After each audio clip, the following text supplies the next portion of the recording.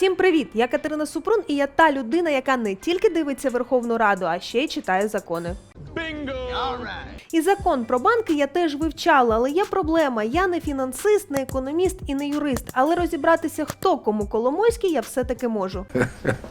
Тож 16 тисяч поправок на приблизно 5 сторінок тексту лишилося 240. Ну і сам закон тепер виглядає не так, як раніше. Тож, аби простимулювати слух народу таки натиснути на зелену кнопку, в Раду приїхав президент. Я звертаюсь до вас з повагою і хочу, щоб ви підтримали цей законопроект, який повинен захистити українську економіку. З повагою. Ви чули? З повагою. Мені здається, що деякі депутати в цей момент почувалися десь отак. Ты просишь без должного уважения. До цього ми ще повернемося, але перше ні без поваги, точніше не перше, а послідовне, президент почув від Тимошенко. Після прийняття цього закону він буде скасований в Конституційному суді, тому що він глибоко неконституційний. Оце в Конституційному суді роботи. І закон про землю, і закон про банки, там ще закон про люстрацію ніяк не розглянуть.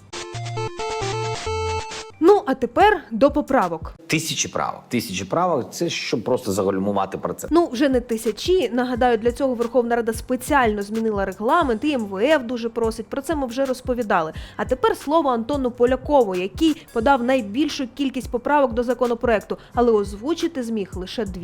Наша влада займається тим, що виконує всі забаганки міжнародних кредиторів. Антибанківський закон – це відверта маніпуляція. Так хвилювався, але ж все одно коментував ті свої поправки, які були враховані комітетом. Та чого не зробиш, аби не сказати президенту отак. Мені 32, і я теж не лох. Тепер поправки від... Як його? Олександр Дубінський. Я зараз не буду робити ніяких політичних заяв, бо для цього немає часу. Почекайте, Олександр Анатолійович, тут нема такої правки. Всього 241 правка. Це у вас стара таблиця. Всього 240. В новій 240 правок всього.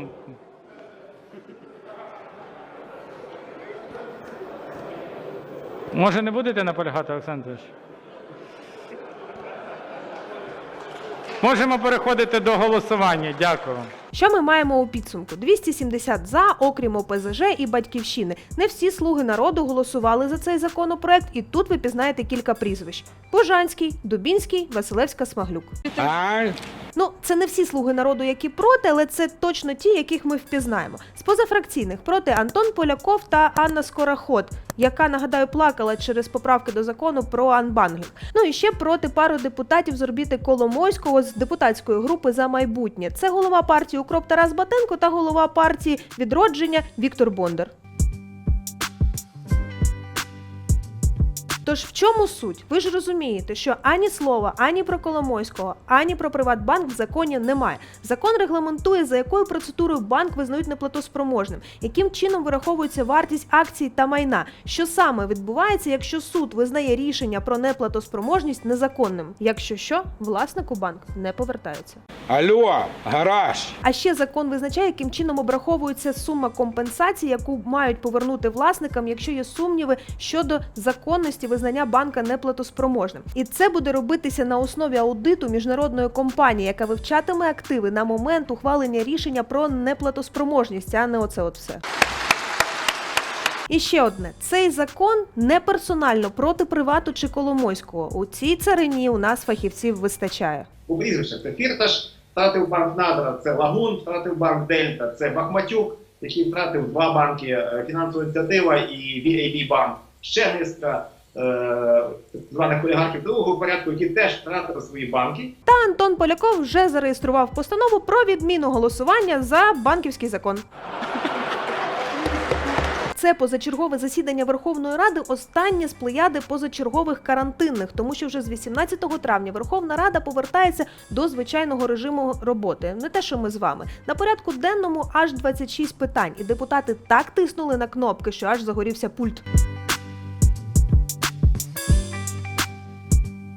На всіх питаннях я зупинятися не буду, вистачить нами Коломойського, тому що якщо говорити про все, то це вийде окремий випуск денного ефіру. Але про все ми поговоримо пізніше. Обіцяю. Тож підписуйтесь на канал, ставте лайки, коментуйте, шерте це відео. І не забувайте підтримувати нас фінансово, тому що ми те медіа, яке отримується за ваші гроші. Як я казала минулої редколегії, якби не ви, то і не ми.